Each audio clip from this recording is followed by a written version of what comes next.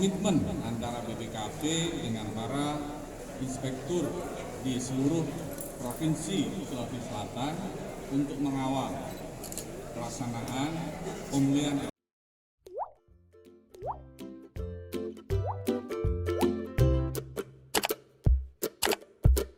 kehadiran kami di sini selain menghadiri kegiatan Rakorwas juga merupakan bagian tindak lanjut pengawalan kami dalam konteks pencegahan korupsi di Provinsi Sulawesi Selatan.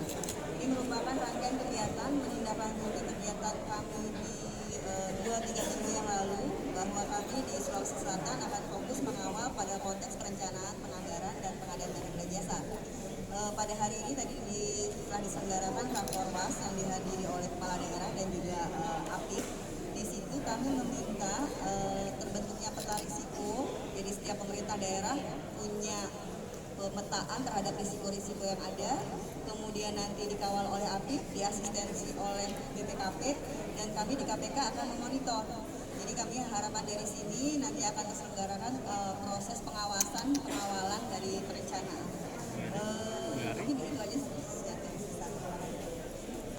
Risiko harus jalan, tapi tidak berarti percepatan ini harus dikurangi gara-gara terlalu takut dan seterusnya. Tetap ada regulasi yang mendampingi kita, makanya itu kolaborasi terjadi hari ini. Ada dari Bapak Ibu dari KPK, BPKP, kemudian dari Kemendagri tadi memberikan penjelasan kepada semua, sehingga APBD ya, dan apa yang kita bisa kolaborasikan untuk pusat untuk mempercepat serapan anggaran ini untuk pemulihan ekonomi nasional. Saya kira itu dari situ ya.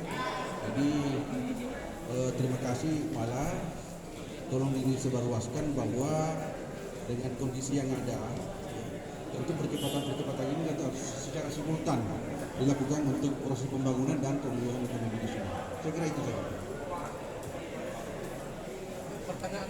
Rakorwas internal keuangan dan pembangunan ini merupakan wujud formal dari sinergi dan kolaborasi antara BPKP dengan APIP yang sudah berjalan baik selama ini. Kegiatan hari ini kita harapkan bisa menghasilkan 3 hal.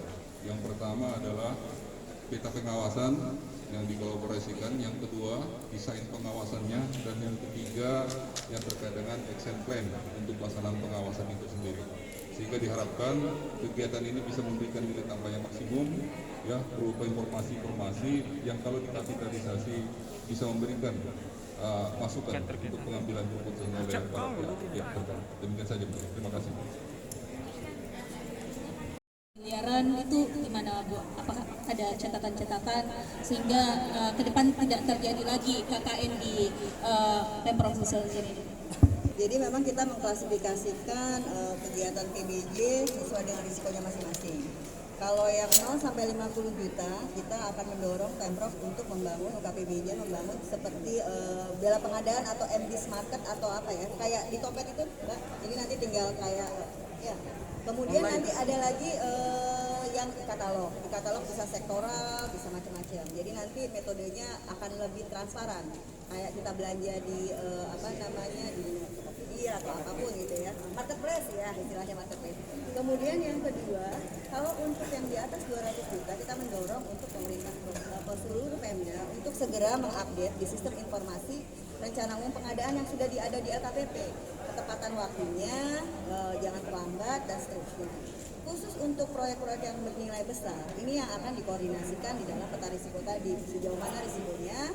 Kemudian kita minta kawal oleh inspektorat, berkolaborasi dengan BPKP dari sejak perencanaan.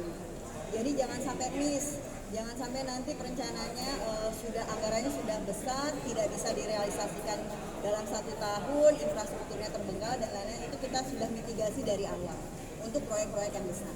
Jadi ada pembedaan-pembedaan seperti itu. Untuk ranah yang 50 sampai 200 kalau belum masuk ke katalog, kita dorong untuk dikonsolidasikan. Jangan penunjukan langsung, dikonsolidasikan jadi lebih efisien dan lebih terbuka. Dengan tema kolaborasi pengawasan intern antara BPKP dengan aparat pengawasan intern pemerintah atau APIP, yaitu inspektur provinsi, kabupaten, dan kota yang ada di wilayah Provinsi Sulawesi Selatan ini. Untuk ekonomi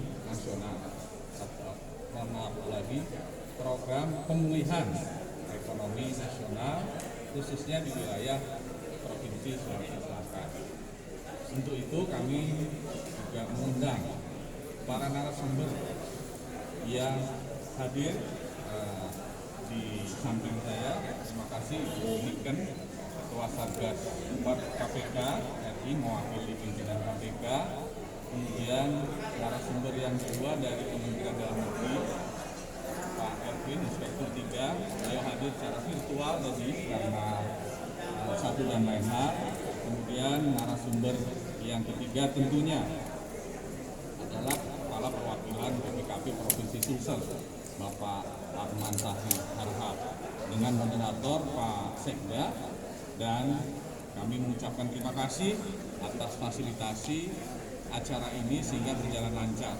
Diharapkan implementasi tadi sudah ditandatangani bersama untuk Pak Sekda, komitmen antara BPKP dengan para inspektur di seluruh Provinsi Sulawesi Selatan untuk mengawal pelaksanaan pemulihan ekonomi nasional ini akibat pandemi COVID-19 sejak perencanaan, pelaksanaan maupun pertanggungjawaban, sehingga bisa memberikan early warning atau peringatan dini terhadap risiko-risiko yang mungkin dihadapi dan dapat segera dimitigasi agar hal-hal yang tidak kita inginkan bisa dicegah.